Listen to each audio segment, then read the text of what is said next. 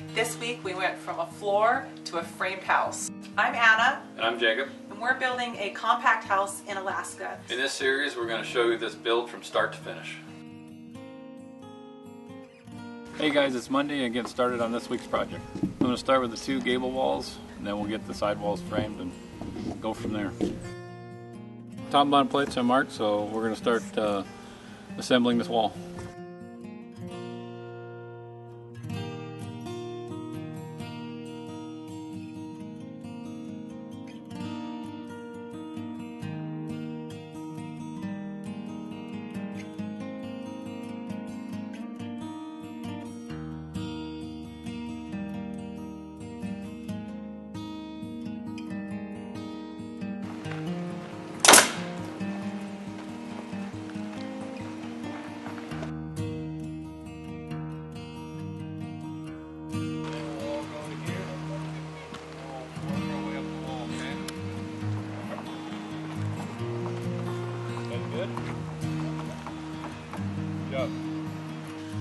Yeah, so yesterday we worked super hard, got all the exterior walls up. Game plan today is we're going to go ahead and frame the interior walls. I want to frame the interior walls so I can put the upstairs floor on. So ambitious, so going to try to get that done today. We're down one guy, he's sick, so there's only a couple of us working today, but got to get the ball rolling. So framing the interior walls, they're pretty similar to the exterior walls, but obviously on a smaller scale. Just some 2x4s inside. There's one wall in here that runs right here that is actually a 2x6 wall, and there's going to be some plumbing in it, but for the most part pretty straightforward. When framing, I like to attach the king stud to the jack stud and then nail it into the bottom plate and top plate.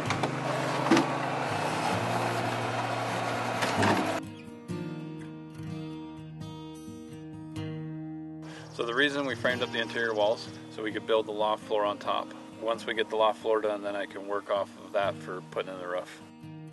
Just finishing up framing this floor. Got all the I-joists on, and now we're finishing where the stair landing is going to be. So we're just getting that thing knocked out, and then hopefully we'll be ready for sheeting after lunch.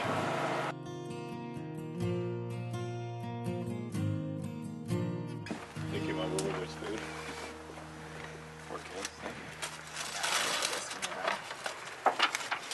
What did you make me?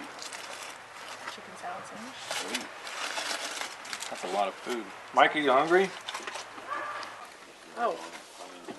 Mike, you should have told me you were hungry. I can't eat food. What? Oh, you do.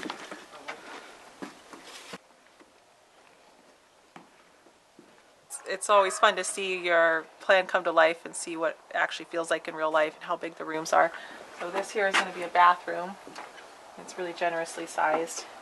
It's got to hold like some storage in there too. These are the bedrooms over here, and they're identical. So the goal is the bed will be against that far wall, and the beds will come to about, whether it's a twin or a full or a queen, however you want to do it, come to about here. So this area is all open, and the closet is freely accessible.